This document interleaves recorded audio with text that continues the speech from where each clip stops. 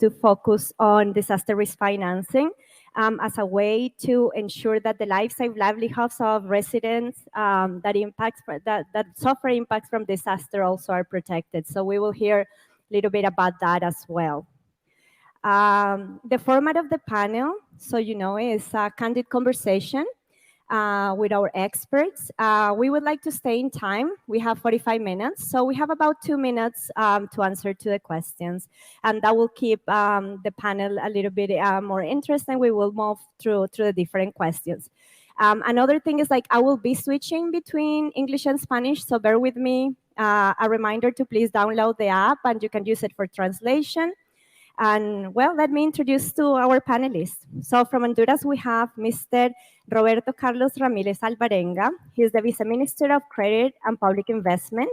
Mr. Ramirez has a degree in economics from the National Autonomous University of Honduras and a master in economic policy from Williams College University. Prior to joining the ministry, Mr. Ramirez worked for over 17 years at the Central Bank of Honduras as head of the macroeconomic modeling section. He also collaborated with the Economic Commission for Latin America in formulating and generating the Latin America Price Index, as well as the calculation of price in purchasing parity. Also, he collaborated with the International Monetary Fund in the creation and application of General Equilibrium macroeconomic model for Honduras. Welcome.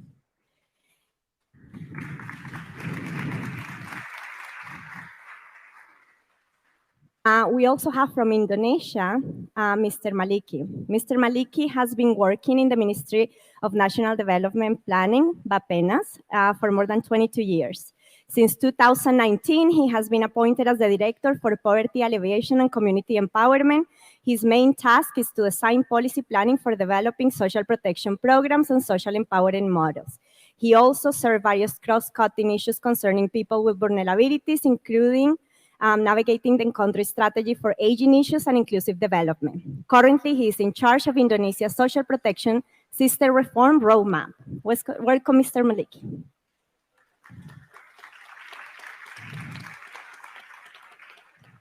And finally, we have from St. Lucia, Minister Girard. Mr. Girard is a St. Lucia politician and the current Minister in Finance, Economic Development, and Youth Economy.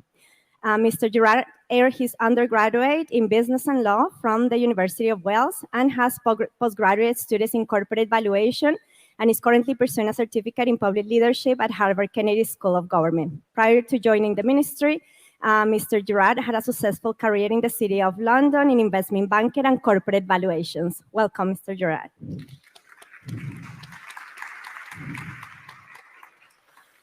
Okay, so we have the first question for Mr. Ramírez.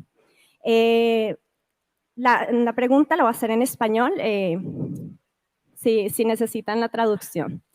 En 1998, Honduras fue golpeada por el huracán Mitch, uno de los huracanes atlánticos más mortíferos y devastadores registrados. En 2020, 2 ciclones tropicales ETA y otra provocaron un nivel comparable de devastación. En ambos casos, ciertamente la factura debe haber sido muy alta. ¿Cómo respondió el gobierno y cómo ha evolucionado la forma de financiar los riesgos de desastres en su país desde entonces? Hola, bueno, un placer. Muchas gracias por las atenciones de Brasil, un bello país. Gracias a los organizadores. Y pues con respecto a la pregunta, sí hemos tenido bastantes dificultades con fenómenos naturales, no solo del huracán Mitch, sino años atrás. Estos sucesos pues generalmente ocurrían cada 10, 15 años. Ahora estamos viendo que son menos tiempo, ¿verdad?, cuando están impactando fuertemente en el territorio nacional. Para el huracán Mitch, pues tuvimos muchas personas, ¿verdad?, muchas muertes, casi alrededor de 30,000 personas. Fue uno de los huracanes más devastadores en el 98. Los organismos internacionales y los países cooperantes atendieron de buena forma y directamente la emergencia, pero teníamos muchos problemas en la cuestión de la mitigación y la atención de la emergencia directa. Desde ahí pues empezó a funcionar las secretarías de Estado para poder diseñar el plan estratégico de atención de emergencia, en el cual se creó la ley de Copeco, que es la encargada de vigilar y atender en el momento que ocurre el evento. A partir de ahí, pues hemos tenido muchos problemas, no solo en cuestiones de inundaciones, en un estudio que se hizo previo a los últimos huracanes, hemos tenido más de 84 problemas en fenómenos naturales, 57 que son plenamente de inundaciones y cuestiones de huracanes, y nos ha pues elevado demasiado el costo, tanto fiscal como productivo del país. Hemos perdido alrededor de 12.000 a 15.000 millones de dólares en el sector productivo, y en el ámbito fiscal, pues el problema es que nos ha reducido demasiado la capacidad para atender, tanto para atender la emergencia, para hacer reconstrucción y también para atender las otras necesidades que son parte de los problemas diarios que viven todos los países.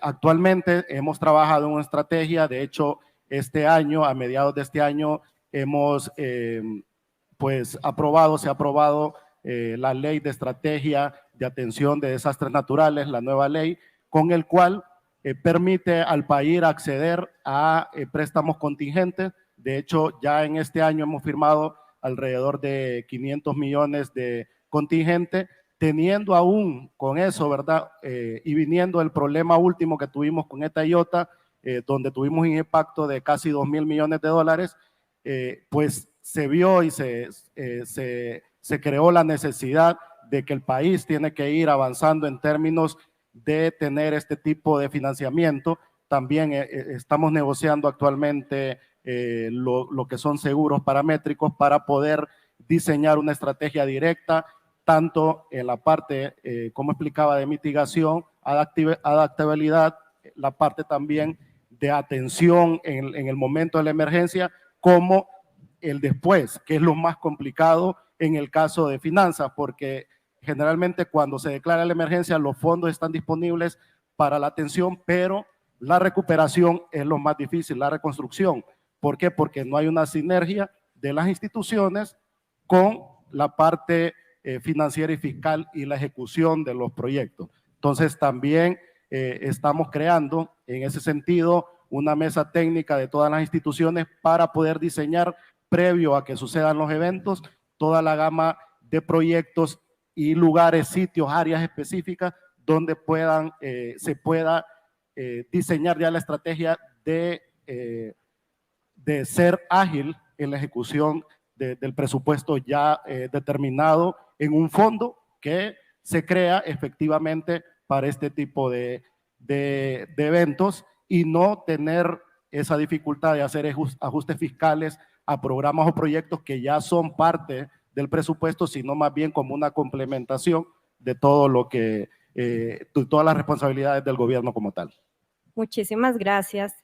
A similar question for Mr. Girard.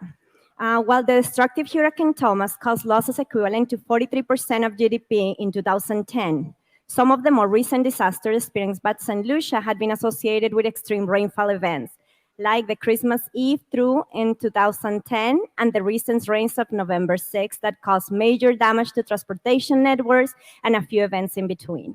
While these rainfall events may not have been large enough to result in a CRIF payout or international attention, they're causing substantial damage to public and private property and government budgetary resources. How is the government responding?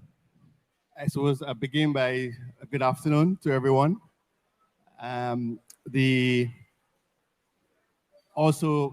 Special thanks to the organizing committee, the partners, for having us here today. I would like to point before I commence, since I've arrived, it's been raining non-stop. If I were in St. Lucia now, I'd be a very worried man, because that kind of rain causes significant disruption for us. But in response to your question, in 2019, the government of St. Lucia, by cabinet, endorsed a national disaster risk financing strategy, which laid out the initiatives we plan to undertake in the long term, in the short term and in the long term.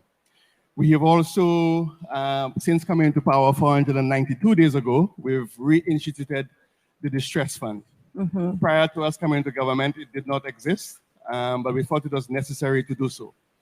We have also actively seeking contingent lines of credit from our development partners. We are also evaluating our own insurance coverage for government assets. But most importantly, we are working to reduce our physical risk to natural hazards by undertaking various efforts to reduce physical risk as well as natural hazards. So a combined effort at reducing physical risk, especially what has been contributing to the ongoing flooding, as well as fiscal risk, so these disasters do not turn into economic shocks. Thank you very much. And yeah, I think everybody's worried at some level, like with the level of rain, like that has been a great topic of conversation at the conference. And of course, one of concern to all of us working on disaster risk management. Thank you so much. And now the third question I have is for Mr. Maliki. One of the core principles of disaster risk financing is to understand how money reaches beneficiary, which is as important as where it comes from, as we have been hearing from Honduras and St. Lucia. Could you please describe some of the main challenges facing the government of Indonesia regarding financial social protection responses to disasters? Okay. Thank you. Good afternoon, everyone. And also, I'm really pleased to be here. And thank you also for inviting me. Responding to your questions, I would like to describe that we currently have at least 3 sources of the disaster financing. One is the oldest one is on the on-call budget. We call it on-call budget, and it is already in the government budget. They reserve some budget, and then usually it is only like 10% of the required budget usually. And then there's a second one is already committed in 2018 is disaster risk financing and insurance. And then the recent one is later on, maybe I will describe about it, is in 2021, we have the pool fund funding. Yeah. So responding the challenges on how we actually use this disaster fund is that the on-call budget here, we have like a few challenges. One is that, you know, that the devil is on detail. So we already have regulations, but then how to translate regulations into more details, procedures, more details, indicators that can be as a guidance for not only for the central government, which is a few line ministers involved in here, but also the local government itself. Yeah? Because this on-call budget can also be allocated to the government budget. So because of we need like very detailing indicators and make it certain that this pooling can be financed. Then it will be more. We need to have have more guidance. So then the utilizations of the fund can be more accountable. And then the second one is that because of this pooling is part of the total government budget, then if there is like a disaster, meaning that we need to prioritize the allocations. Because if there is like a very huge disasters, then it will reduce other allocation to the budget, or even like we have to reallocate for the whole ministers. That's the second one. And then the coordinations. As I mentioned earlier, that the pooling budget can be used by several line ministers, even the local government. But then the mechanism is that we need to have like one windows coordinations. The allocation and the proposal have to be from the one ministers. So here we need to have like one language, one single coordinations, so that I don't know whether it is also happen in other countries, but usually coordinations is a beautiful word, but it is very hard to be implemented. So this is the second one, the third one, and then regarding to the RFI that we already have in 2018. It is quite good opportunities actually for us to have this DRFI, but for now it is quite limited for us, only for those who are in the government assets. But other than government, says that the non-government, it is still have quite limited funding for the insurance allocations. And the last one is on commitment. Usually, we need to have like a very strong commitment on the local, especially for the local government, to allocate this on-call budget on their budget. So this is something that we need to have like increased awareness among the local government. So that's for now. Thank you very much. Now I have like following up a little bit on the initial responses from Mr. Girard and Mr. Ramirez. And I'm gonna start with Mr. Girard. From your perspective and the perspective of your country, what is the added value of the disaster risk financing strategy that you have now in place? The reducing risk goes beyond the use of financial instruments. What government is doing in other sectors to contribute to that. So we have within the Ministry of Finance a NIP unit. So there's the development of a risk-based asset management system, an assessment and valuation of government's assets to better understand exactly what are the risks, how can we effectively undertake the annual maintenance, prioritize, which we all are aware, and battling the limited fiscal space that we all have to deal with. So we could have a more sustained maintenance, repair, retrofitting program. There is tremendous effort towards effectively managing our limited fiscal resources. We are also, in conjunction with the World Bank, developing a in-person and online course with our local community college to build capacity in the government and in the private sector with regards to asset valuation. On the social protection side, we are taking proactive steps to improve our social registry, again, with the help of the World Bank, to better target and scale our social protection systems. Thank you so much. And I think that resonates a lot. Like we had a session in adaptive social protection and there was a lot of conversation on registries. I'm going to go with Mr. Ramírez. De su perspectiva y la perspectiva ahora Honduras tiene una estrategia de gestión financiera. Un poco para ustedes, ¿cuál es el valor agregado que tiene esa estrategia? Hola, lo siento por mis colegas por hablar en español, pero bueno. No. me gusta el idioma, puedo hablar inglés, pero así me vengo un poco de los talleres que me invitaban cuando eran en el área latina y eran en inglés, ¿verdad? Entonces, perfecto. Para que por lo menos disfruten un poco. No, con respecto a la consulta, bueno, estamos partiendo, ¿verdad?, de una perspectiva de que aunque este nuevo financiamiento que proviene tanto de las entidades internacionales como de algunas obligaciones que tienen los países desarrollados para poder incentivar, ¿verdad?, la adaptación de los países en desarrollo en cuanto a los cambios climáticos, tenemos que partir de que como Estado, como gobierno, en el caso de Honduras, hemos implementado, en primer lugar, ver cómo se transparenta todo este uso de los recursos, partiendo de una línea que no implica una obligación proveniente del financiador, sino que una obligación ciudadana desde nuestra perspectiva. Para eso se ha avanzado en la creación de Secretaría de Transparencia y Lucha contra la Corrupción, viendo desde el punto de vista de que no solo el hecho de ser transparente implica que también por parte del gobierno debe de haber, y el parte del Poder Ejecutivo debe haber una área que atienda y que explique y que mejore esos procedimientos para poder mostrar que realmente estamos manejando las cosas adecuadamente.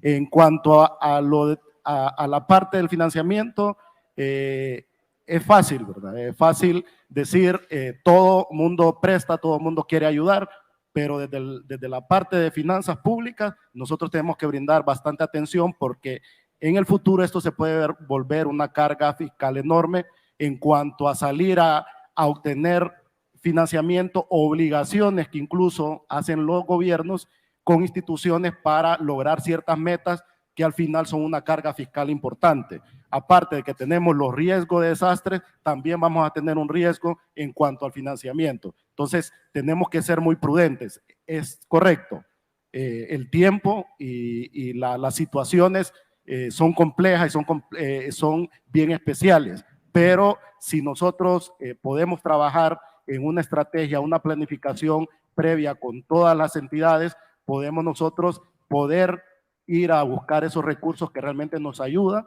en el tema de estrategia de reducción de desastres y que realmente puedan brindar y blindar que no se vuelva en sí una carga fiscal para el presupuesto.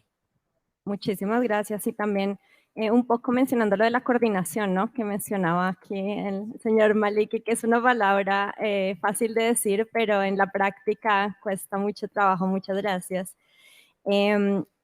I have now a question for Mr. Maliki, and just more specifically, if you could share a little bit about the government's current efforts and reforms to improve risk financing mechanisms and how these are linked to the social protection systems. You're talking a little bit, you're touching on your previous, but how is that been done at the level of the financing? Yeah, actually, I mean, this is going back again to our challenges in the first questions. This is there are at least 5. The current reform that we are doing actually is already regulated in 2021 by presidential decree that the issuing of the pooling fund that is managed by the Ministry of Finance. At least this pooling fund can answer 2 of the challenges that I already mentioned earlier. One is on the expansion of the size and coverage of the using of the fund itself. So because this is pooling fund, we are trying to manage and also to collect the fund, not only from the central government, but also from the local government, and also the non-government, which is the private, as well as the philanthropic resources. Yeah. So meaning that not only like the activities that later on managed by the government, but also the non-government. This meaning that we can also like finance not only, quite broad criteria on this one. So we hope by this pooling fund, we can expand the fund itself and also the utilizations. And then the second one is on the priority, because this one is extend the fund from our tax funded budget. So meaning that the utilization of this one will not disturb or reallocate from the other government priority. So there is no conflicting one. And then, but because this is still 2021, we still need to have some homework related to the same challenges in the first one. Is like coordinations and detailing. So this one is still not yet tested, because this is still not implemented. And then the second reform is on the social protection reform. Under the social protection reform, we are trying to also develop adaptive social protections, which can also produce from the existing social protection, but we can have like a more flexible allocations on the social protections, flexible benefit, as well as flexible targeting if there is some disasters occurs. Yeah. So under the social protection reform, we also have a few strategies that support this reform, which is on data collection, the expansion of the data coverage. And then we also have reform on transfer mechanisms. So we try to use all the digitalizations technology that we already developed to transfer more efficiently to the beneficiaries. And then, of course, the third one is on the financing innovative, because not only like the previous one on the pooling fund, but we also tried also to integrate with and develop like other funding, such as social impact bonds and also social impact investments, which actually can also strengthen the empowerment programs that empower the resilience of the people for disaster. Yeah, that's all. Thank you. And this is great, like the answers are connecting very well now. You're talking about financing, Mr. Girard, talking about social protection. So I think that there is a good link there. I'm going to do a two-side question again that goes for both Mr. Ramirez and Mr. Girard. This time we're going to start with Mr. Ramirez. Justamente creo que estamos charlando esta mañana acerca de los pasivos contingentes, ¿no? Un poco lo que Honduras está haciendo, esta palabra relacionada en ese tema, y qué está haciendo el país para comprender mejor los pasivos contingentes y cuáles son los principales desafíos que está enfrentando el país para estar mejor informado. Sí, justamente, de hecho, no sé si tú o alguien más me preguntaba que por qué esta necesidad de los funcionarios de mi país de participar este año en muchos foros, ¿verdad?, acerca exclusivamente de este tema, porque cuando comenzamos a realizar el plan de país, el plan de nación que se enfoca, y todos los países en vía de desarrollo me pueden contar directamente en el desarrollo económico y en la parte de la reducción de la pobreza, nos damos cuenta de que podemos escribir cientos de documentos, cientos de estrategias, pero al final, si cada 2 años, cada año tienes un impacto directo a la estructura productiva, a la sociedad en sí, a los sectores que más afectan, que en este caso son educación, salud, si todo eso lo tienes cada 2 años, es que hay algo más que debemos de hacer. ¿Y qué es esto?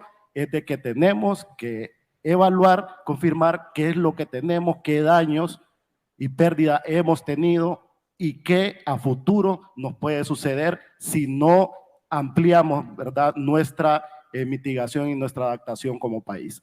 Hemos, ¿verdad?, visto que, bueno, hace 2 semanas se aprobó el fondo de pérdidas y daños. Entonces, desde parte del país es necesario que empecemos, ya en cierta forma hemos logrado hacer ciertos análisis con respecto a los contingentes, pero tenemos que acelerar el proceso y calcularlo correctamente. El tema de pasivos contingentes es un tema muy fuerte, nos implica mucho gasto innecesario, ineficiente, que al final no nos deja crear medidas de política fiscal en ayuda, ¿verdad?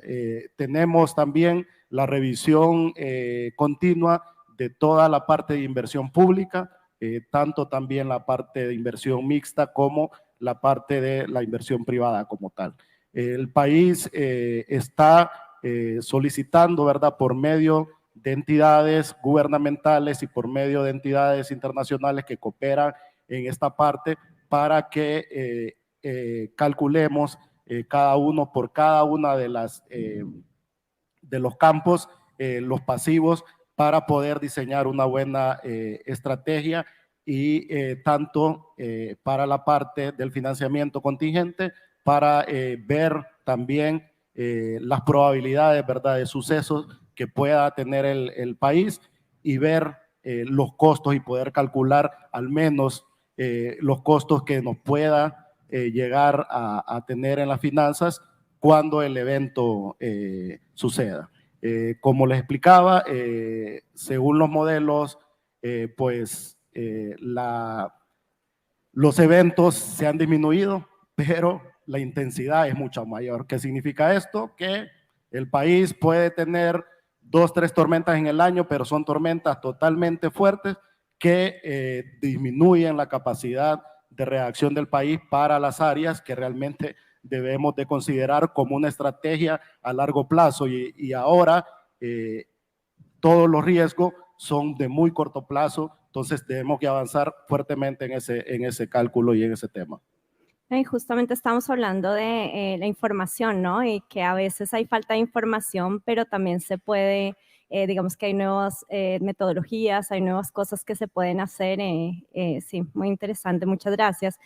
Same question for Mr. Girard, and I'm just going to repeat it in English. What are you doing to better understand contingent liabilities, and what are the main challenges to being better informed? And I think yesterday we also had a little bit of a conversation on this topic. But just to the issue of the collaboration, cooperation, and this tendency to work in silos is a real challenge. It's particularly a real challenge for small island development states where we have limited capacity. So it's a very interesting point that has come up because it is indeed a real problem. With regards to your question, we continue to look for the innovative financial instruments that help us quantify our risk and reduce the private sector seeing government as the insurer of last resort, if that would make.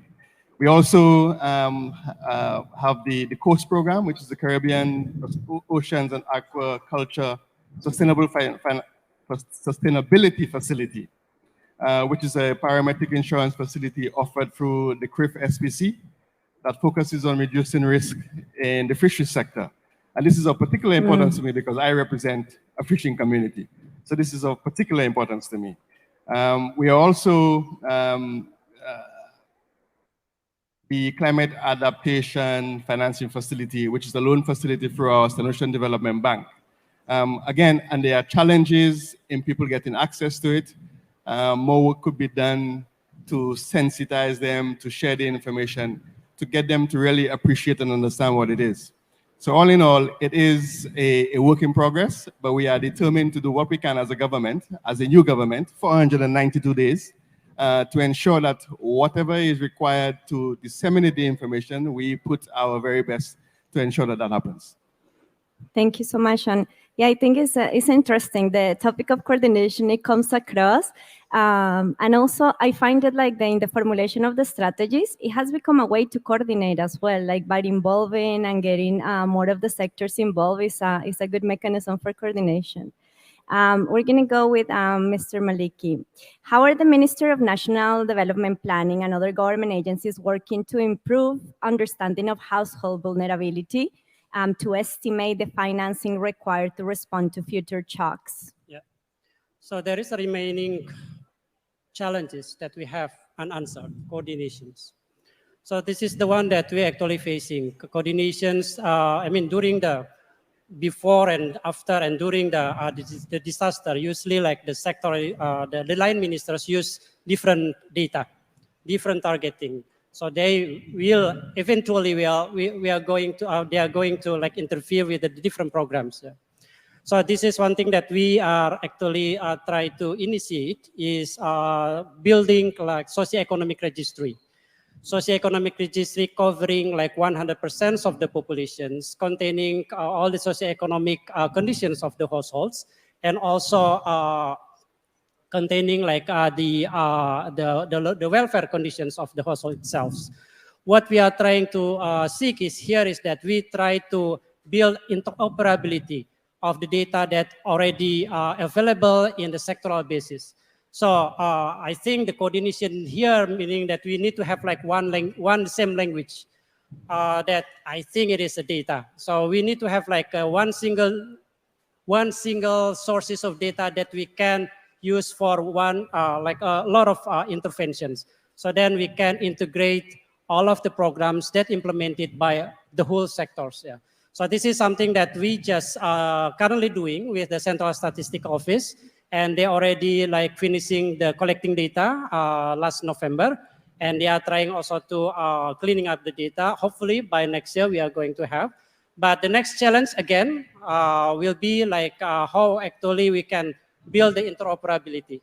So this one is hopefully we also can do it within 1 or 2 years. Then we can have like one single language on here. But in addition to that households, we also try to see or to overlay this data with the risk vulnerability of data, yeah, based on the spatial data. So if we have these two powerful data, then we can identify how vulnerable actually the households and what needs what demands their needs for during like the disasters. So that's all. Great. We have been like super efficient. I think we're ahead of schedule. So I want to give an opportunity to all of you to react or add anything that maybe you were not able to say. So go ahead, please. In addition to the collaboration, the constant monitoring and evaluation, it's not a start-stop situation. What I've discovered recently, and I'm still new in the business, is it's not a continuing program. Monitoring and evaluation is not something that should start and stop. I think it should be a continuous program.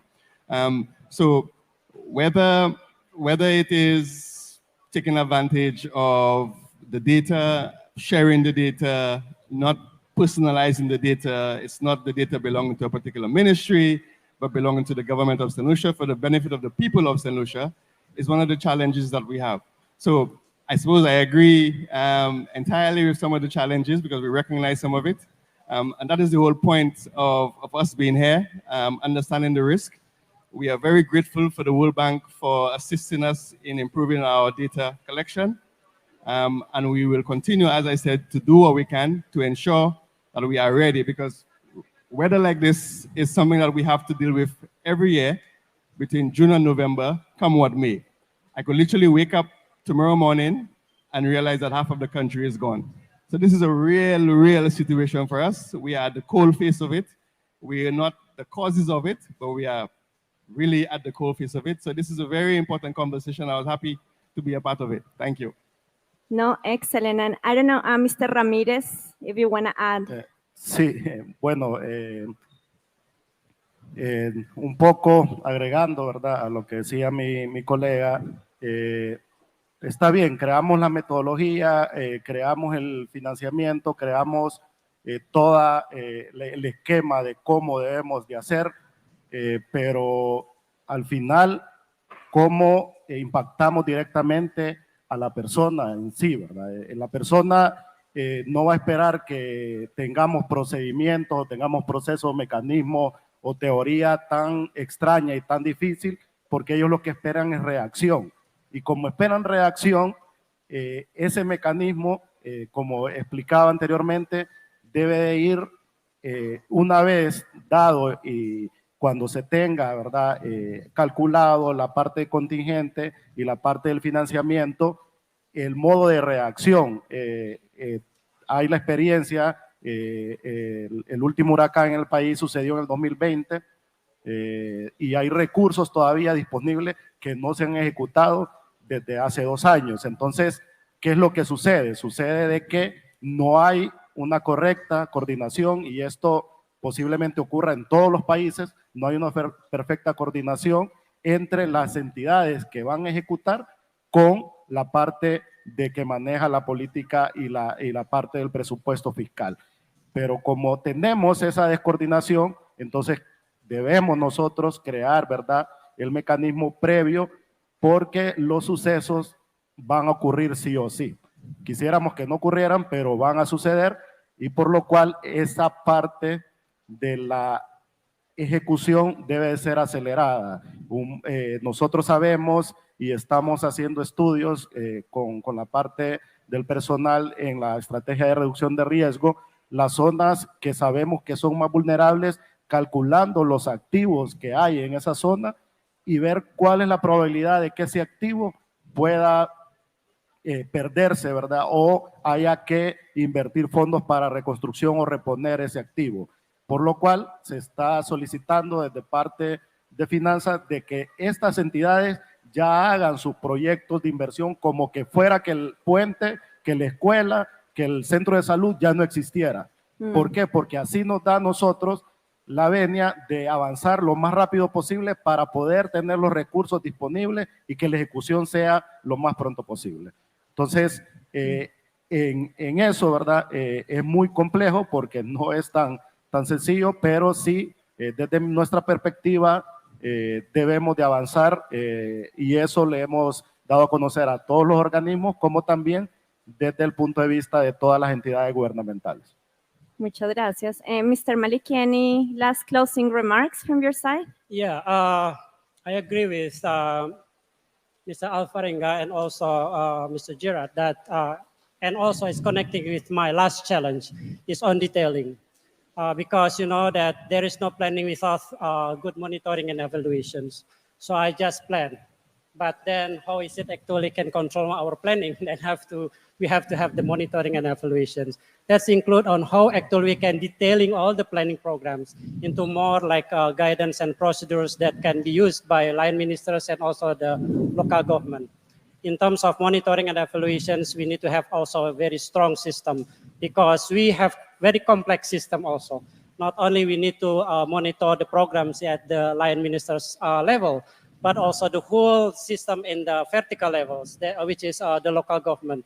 We at least have like provincials, district levels, as well as now the village level of the government. So this is something that we also, this is like a very huge challenge for us. Thank you. No, thank you. Thank you very much. And this is the end of our panel. Thank you very much for the very interesting insights. Just some thoughts from my side, maybe connecting a little bit what we talked today.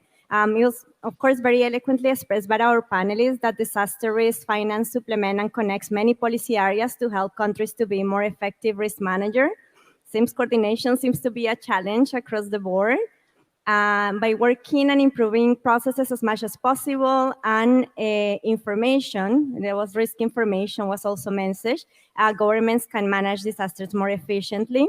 Also, one thing that Mr. Maliki reinforced, but I think it came across also with the other panelists, is that it's important that resources reach beneficiaries in a timely, transparent, and accountable fashion, which requires effective administrative and institutional systems. I think we all agree on that.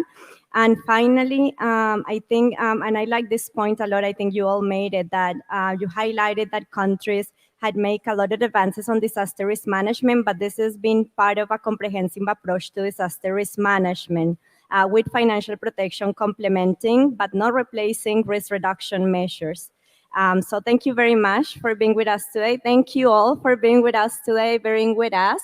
And I just want to thank you all for being part of our Understanding Risk community. This is, I think, the end of our panel. Thank you.